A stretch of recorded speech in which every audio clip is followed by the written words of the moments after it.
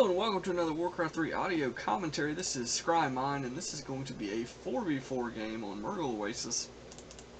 And I'm going to be Orc in this replay, random Orc, and I'm going to go with an old favorite strategy of mine in 4s, which is going to be the Tauren Chieftain Mass Grunts strategy, which is going to sound very crazy.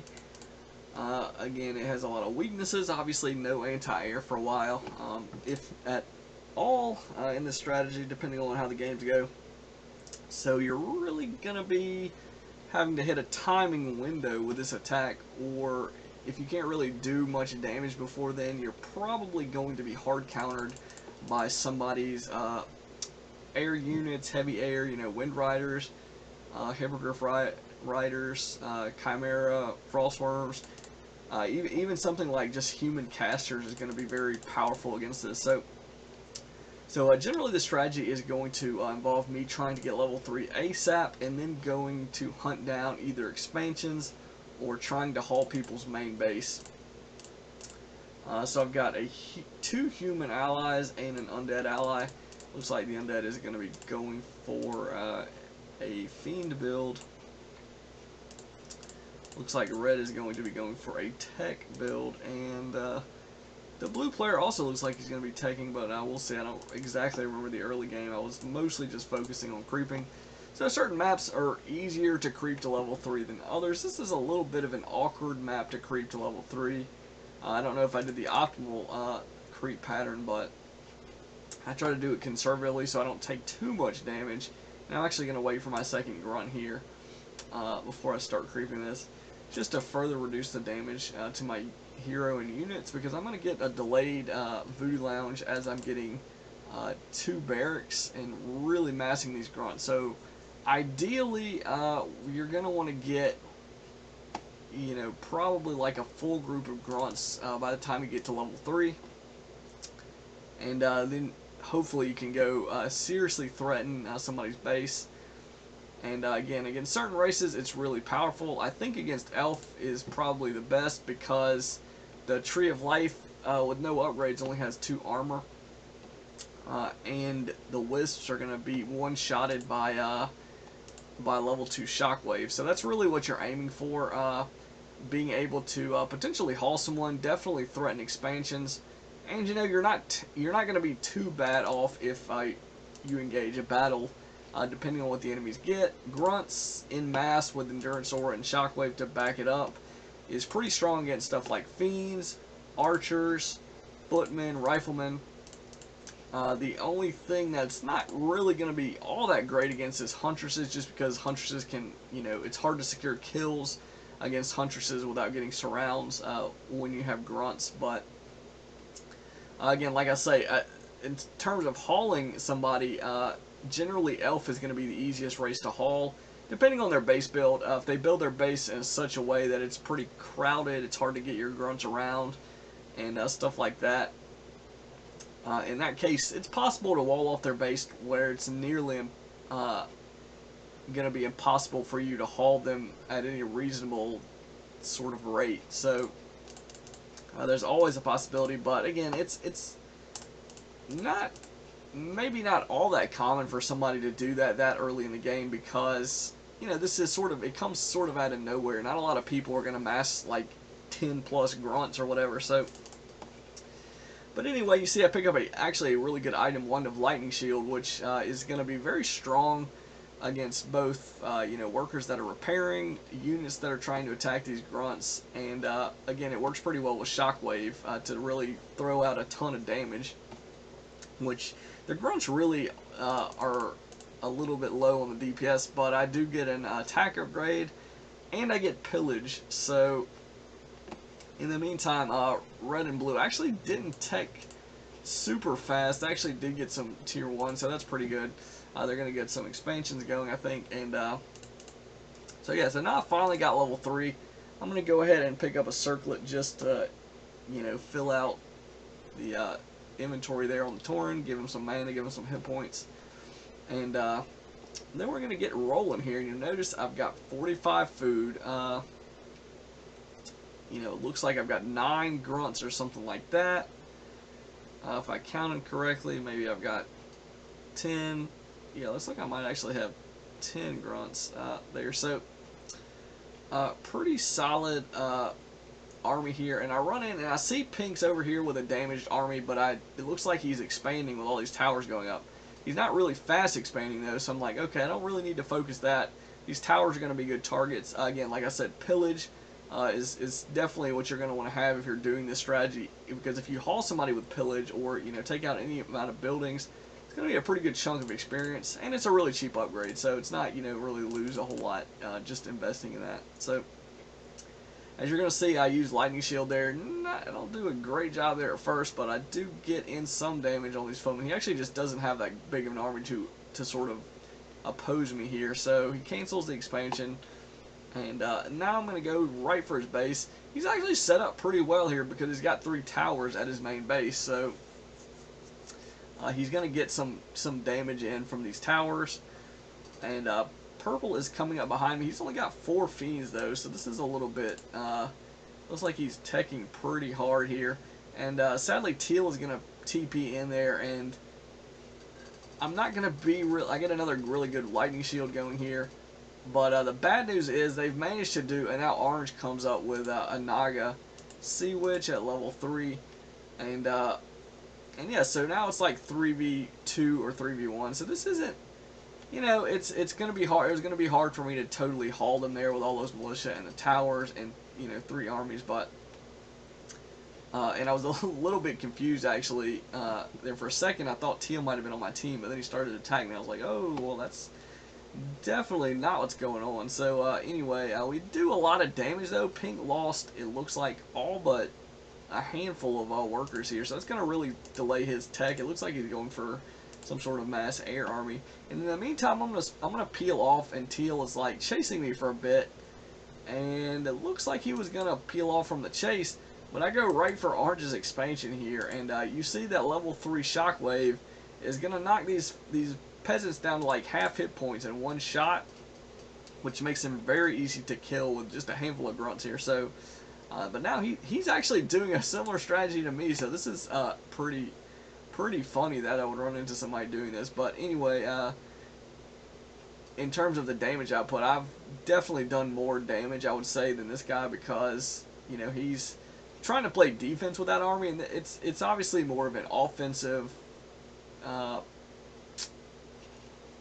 focused strategy here. So I've managed to knock out 5 peasants at 1 expansion, a whole bunch of peasants at and footmen at pink, and also cancel pink's tower and expansion there. So lots of damage. I did lose a decent amount of grunts there, but I haven't wasted my TP. I'm level 4, and yeah, I'm doing pretty well. I'm getting enough mana to do another shockwave soon. So he does have 1 Dragonhawk, but again, that's, the only thing you really have to worry about is either Wind Riders or heavy air units like Chimera or Frostworms or Destroyers. Or alternatively, I guess, Hippogriff Riders in mass are a little bit threatening, but mainly, that's going to be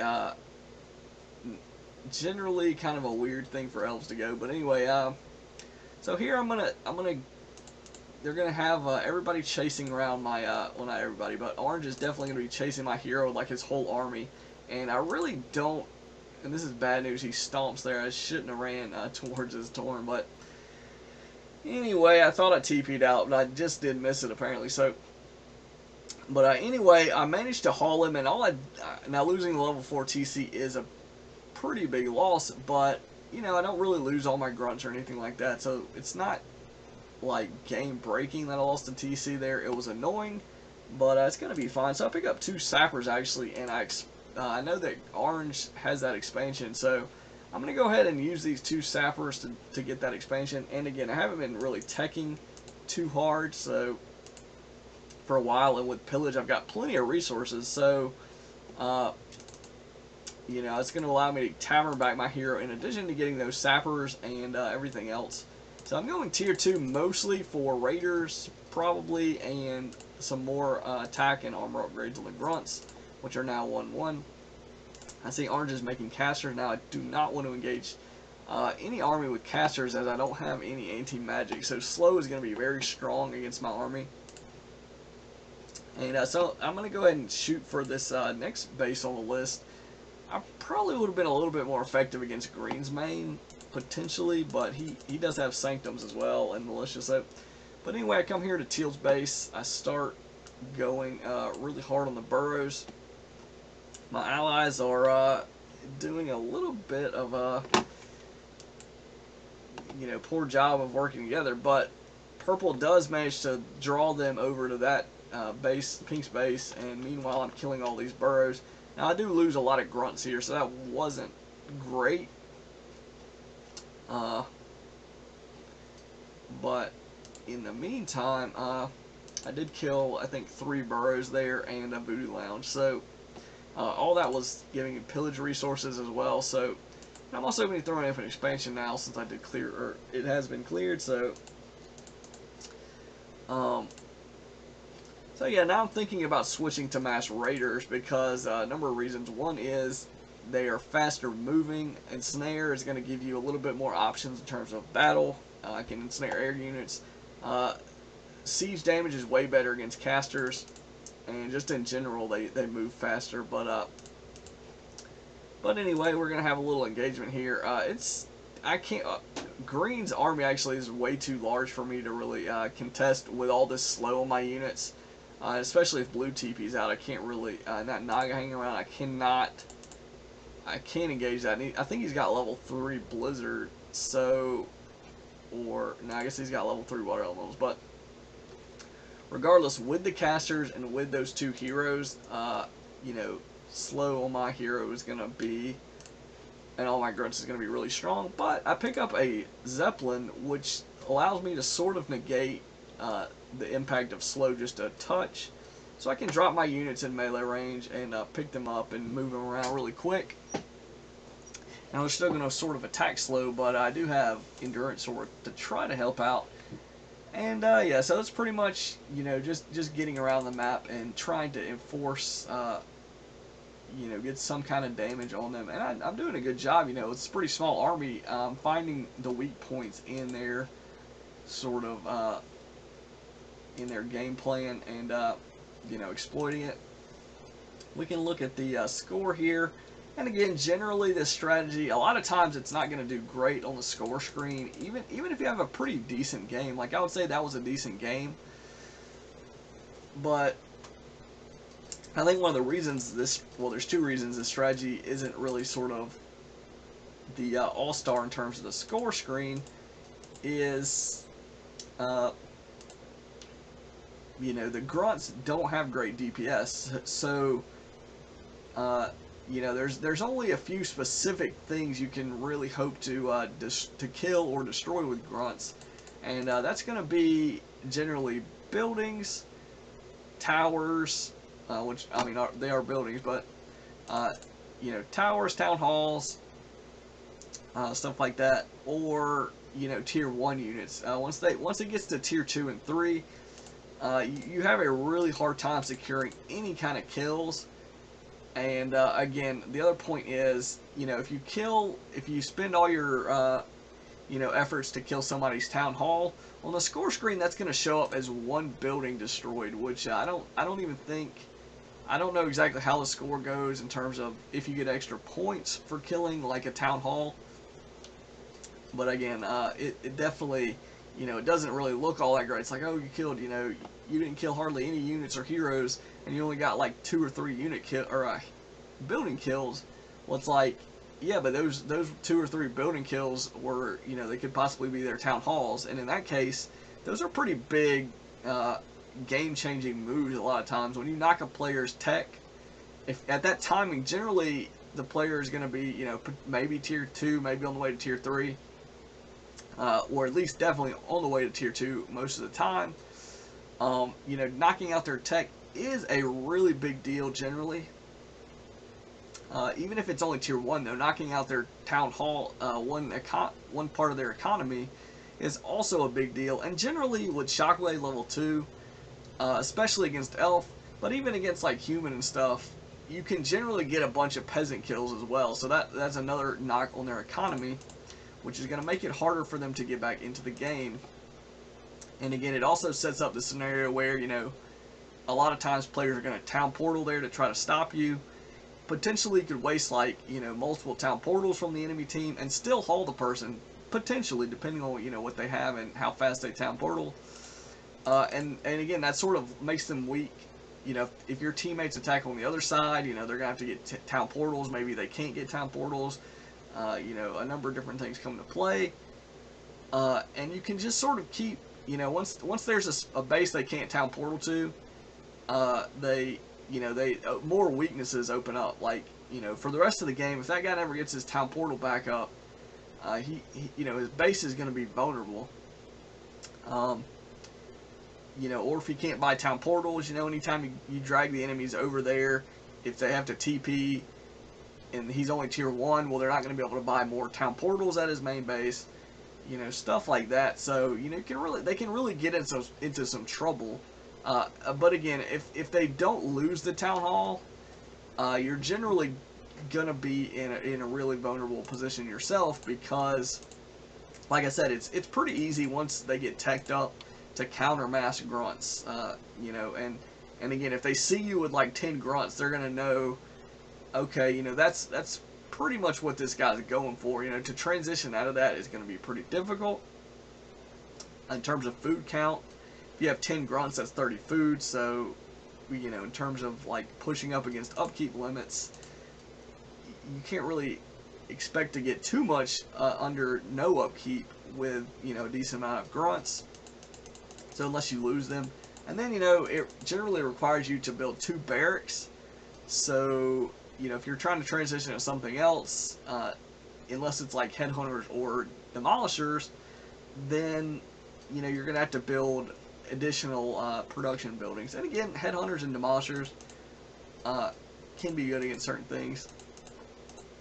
Not a terrible idea sometimes to transition to that stuff, but, you know, just sort of, you know, potentially limited to those 2 or 3 units that you can make there. So, but anyway, you know, the main thing is it's sort of a surprise factor. You know, if they see it coming, they can sort of, you know, build their base in such a way where it's difficult to really haul them. They can be in position, so, you know, you have to run through their army before you even get into position to attack their town hall. And again, you know, anything to slow this down makes it that much harder to actually do the damage that you need to do to justify making, you know, all these grunts and, you know, waiting until you're level 3 to hit. Because if you go in there with no mana, like if you run into a demon hunter or something and you lose like half your mana to mana burn, you know, you're potentially going to only be looking at like 1 shockwave, and, you know, if you can't make that count, then, you know, you're probably not going to be doing the damage that you need to be doing. And if you're not hitting buildings, you're not going to be getting anything out of pillage, which is another big point of the strategy. So yeah, you know, it's not a terrible strategy to engage tier 1 armies with. You know, if you're in good position, they've been creeping, they're damaged, they have like fiends or rifles or archers or footmen or ghouls. You know, none of these are really hard counters to grunts. The only one you are sort of, I would say, maybe even against is huntresses, just because they move fast. Your stats are okay generally, you know, unless they have mass huntresses. You can still fight those as well. It's just, it's going to be difficult for you to actually get any unit kills, which it becomes a problem if they micro and save the huntresses. Then their teammates are probably going to join up with them, and you know, or they can just run back and heal and then, you know, come back at you, and then, you know, you might get into some trouble there. So, and again, you're not getting anything out of pillage there. Then they're going to see your strategy and counter it accordingly. And again, just in general, if you miss your timing window, a lot of times you're just going to be countered by sort of the standard stuff that people do, which doesn't really sound good in terms of a strategic point of view. You know, a lot of times you don't want to just mass into something that is just going to sort of 90% of the time get countered without any sort of specific efforts to do so. But, you know, the upside, or sort of the pro of the strategy, is how dangerous it can be in terms of like hauling a player if if they have multiple players teching on their team, so they won't have an army, they won't have enough units and DPS to really put your grunts down. Then it won't even matter that like 2 people town portal or 3 people, if they don't have enough units to kill your grunts quick enough, you can still haul people right through their defense, all their units and heroes and stuff. But again, you really have to sort of understand what people's capabilities. You'd be able to analyze like, okay, they town portaled in with this many units, these specific heroes. Which race am I against? Is it a tree of life that I'm hitting? Is it a tree of ages? All these things, and then you figure out, okay, do I want to continue going for this building? Am I going to potentially be able to haul them, or do I need to like maybe either town portal away, fight their army? You need to be able to quickly at a glance, very very fast, in sort of real time, be able to figure out, okay, which course of action is going to be the best with this sort of one-dimensional army, because like I said, your timing window is what it is. It's pretty small. Really early to sort of early mid game, and then in the late game, you really have to pick your spots on what you're going to do. If you're still massing these grunts, or even if you switch to raiders, it's still sort of a similar general idea. They just their movement speed and attack damage and stuff is just a little bit better in terms of hauling people. But like I say, you have to be careful, because at those stages of the game, in the late game, you run into the possibility, like I said, of mass air armies, mass casters. If you run into one of those armies anywhere on the sort of battlefield, you're probably going to have to either town portal immediately, or look at losing your entire army, which you can't really afford to do that generally. 10 grunts is 2,000 gold. So a lot of times, and with the strategy, generally I don't expand, because you want to hit that timing window. So you're not expanding, you're putting pretty much all your eggs in this basket. You really have to, assuming you're not going to just get carried by your teammates or something like that, you really have to do some damage with it in the early to mid game. And then you can sort of transition to other stuff if you do enough damage. You can transition to mass wind riders, you can transition to mass bat riders, you can transition to some combination of grunts and raiders. If you're up against certain like fiends and stuff, grunt raider is pretty strong against undead until they get tier 3 a lot of times. So those are sort of the general ideas behind the strategy. And again, this was a pretty good example of it being successful. Again, not exactly a bunch of pro players on the other side of the game, but I did sort of stumble upon a vulnerable expansion, a player that had taken a lot of damage creeping. Not to mention, I got probably the best item I could hope for in the early game creeping. For this type of strategy, especially against human, is the Lightning Shield wand. That wand is incredibly strong for killing peasants, for killing footmen, and militia. So we were able to really do. I was able to really do a ton of damage, and then with the undead's help, really sort of knock Pink right out of this game. You notice he's got the lowest score here.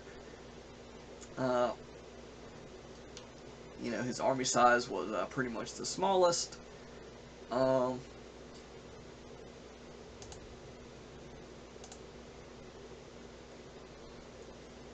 man, in terms of unit kills, he didn't have that many. Building kills didn't have any. No hero kills. So You know, that's pretty much everything. Sort of in general terms, everything you really need to know about this strategy. Uh, I will say that usually elf is the better target if you can get there without getting like mana burn and all this stuff in terms of going for their haul. On the other hand, it really depends on how their base is built, what units they're massing. You know, if they're massing huntresses and their buildings are all clustered to where you can't really get your grunts around the Tree of Life. You know, maybe it's completely walled off, or 90% of the way walled off. Then obviously that's not a really good target. And you know, as bad as it sounds to go for like orc or undead or human, sometimes, you know, sometimes that is going to be your best option. But those races tend to wall their bases a little bit more a lot of times. So you know, you have to consider that. You know, their workers take multiple shockwaves to kill from full hit points, especially at level 2. Even at level 3, it's not a one-hit kill on peons, acolytes, and peasants, as far as I know. So it's pretty close, I think, but I think it takes multiple shots there. So even still, so whereas you only need level 2 shockwave to one-shot the wisps. So you know, you start attacking a Tree of Life, their immediate reaction is going to be, okay, I'm going to repair this tree with all my wood peasants, or maybe even pulling the wisp, or pulling the wisp out of the entangled gold mine even, and repairing with everything. But what some players probably aren't really thinking, or either they don't know that shockwave one-shots wisps, maybe they don't think you have shockwave. Whatever the case is, a lot of times players will sort of make it's hard to say it's a mistake because there's not really much else. Like, I guess the option is, you know, either try to repair and lose all your wisps, or just lose the tree and rebuild it and keep your wisp alive, and those are really sort of bad options. But the thing is, you know, their first instinct to repair it usually lines their wisps up. Depending on how many they repair it with, it's going to line their wisps up perfectly for shockwave, and then, you know, one well-placed shockwave can knock out, you know, like 6 or more wisps. Even if it's only like 4 wisps, that's still, you know, 240 gold worth of wisps. It's a pretty big chunk of, you know, their economy. And then, you know, going forward, they will have less wisps to repair every time you kill some. So, you know, if you kill like 6 to 8 wisps in one shot with shockwave, well, then there's almost no way they can repair it, because they're not going to have another, you know, 8 wisps. I mean, generally, elf is going to run with, like, you know, maybe something like, you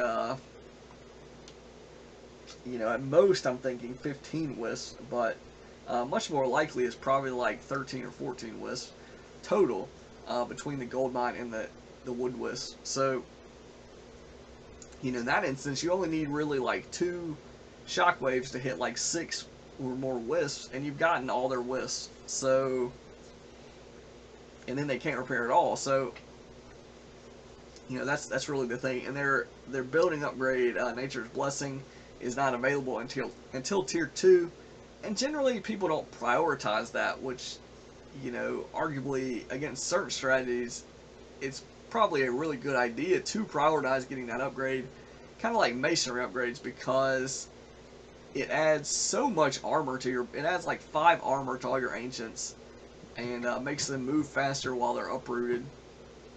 But again, mainly it's about the armor. Plus 5 armor, they start with 2 armor, so, you know, that's giving them like 250% armor increase, which, you know, is a huge deal, especially considering all that damage reduction on buildings that already have a lot of hit points is just a really big jump. So, and then again, later in the game, it becomes useful in, you know, moving your buildings around if you want to expand another gold mine with your main tree after yours runs out, stuff like that. So, but again, that's, you know, sort of the subtle points. of the strategy and how how players can counter it.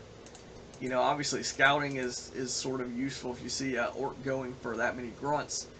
You might want to, especially if they got a Tauren chieftain or like a panda, you might want to think, okay, this is a really aggressive strategy. They're probably going to be attacking me very early on in the game with a massive amount of grunts, and they can sort of get ready for that by making anything, even towers. Even if you just tower your base, especially with orc, like watchtowers, it makes it so much harder to actually do damage with this strategy because you've got a bunch of grunts that have to get in melee range. So if you run into a base that has a bunch of towers, a lot of times that's going for that base is going to be suicide almost. So you either have to pick another target, which takes time, it takes scouting, and maybe they have two bases with towers and you just so happen to run into both. Then then what are you going to do? You've already wasted time running from one base to another. They've seen your army. Most likely they've gotten into position to sort of gang up on your army. So, it's sort of optimistic that you're even going to get to that second base without getting jumped by like multiple players.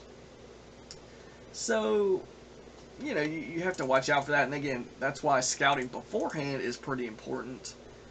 Maybe scouting with like a single grunt before you run into their base can sort of keep your hand hidden a little bit, your strategy hidden just a little bit, and then you can, if they have towers, it just looks like you scouted with a grunt, which seems a little bit odd, but it's not the same as seeing like 10 grunts and a level 3 Tauren heading your way.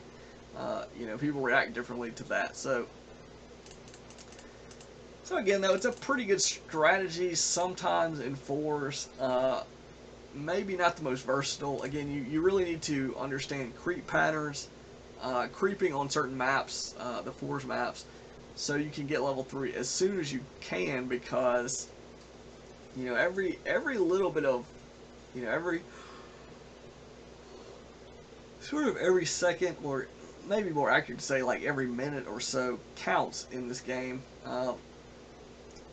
Seconds is a little bit, obviously you can think of examples where 2 seconds could make all the difference between losing a level 4 hero and your whole army and not, but just in terms of like general timing issues, like being off by like 30 seconds or a minute could mean the difference between, facing sorceresses or not, between towers getting up or not in terms of expansions.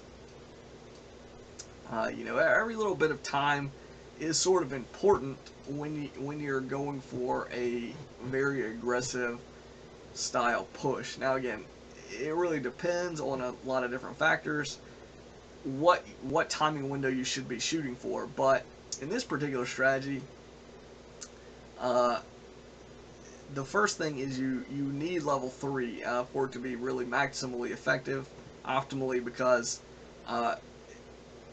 you're not really going to have enough grunts generally before level 3 to really threaten much. A lot of times, unless somebody is like elf and they're fast taking with almost nothing, which again you have to figure that out, but just as a general rule, I think you're most consistent when you wait until you've got like 8 to 10 grunts and level 3 on your hero, because that allows you both to have endurance sword to move around faster, to attack faster.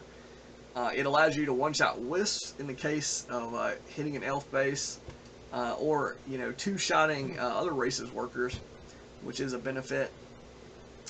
Again, if you run into an army, it's not necessarily as bad if you've got 10 grunts and level 2 shockwave. You can potentially just fight their army. That's not really a bad option sometimes. So it gives you some options. Whereas if you're just running around with like 5 or 6 grunts and a level 1 or 2 Tauren chieftain, that it's not the same sort of threat. Your DPS is lower.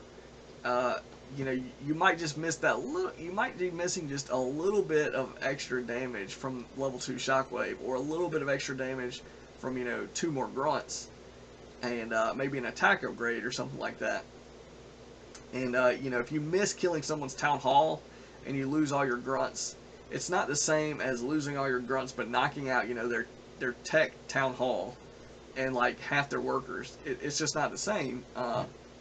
Obviously, you know, one is going to be almost a for sure loss most of the time, and the other one is going to give you decent chances, and it's going to really impact how the rest of the game plays out. You know, if you can knock a player's economy out, it really, and their tech as well, it really limits what they can do. You know, you know they're going to have to spend a lot of resources just to get their economy back online. Depending on what race they are, it's going to take even longer. If they're human, they can fast build. You know, might not be as bad. If they're elf, it's going to take, you know, not really a crazy amount of time, but a decent amount of time to get the Tree of Life back. Orc is really slow to build their town hall, so, you know, Orc is pretty bad. Undead is a little weird. With Undead, you don't, your goal is going to be to knock out the gold mine, potentially, which is their economy. So, you know, if they've walled that off, it's going to be a lot harder. So maybe you go for ziggurats or something like that. Knocking out ziggurats is pretty decent. Not necessarily the same as knocking their economy off, but, you know, you really have to pick your targets. If you run into an orc base and their burrows are sort of crowded around, maybe just go for their burrows. Split like 3 grunts off per burrow. You know, try to get a good shockwave to hit multiple burrows, some peons, and maybe even their town hall.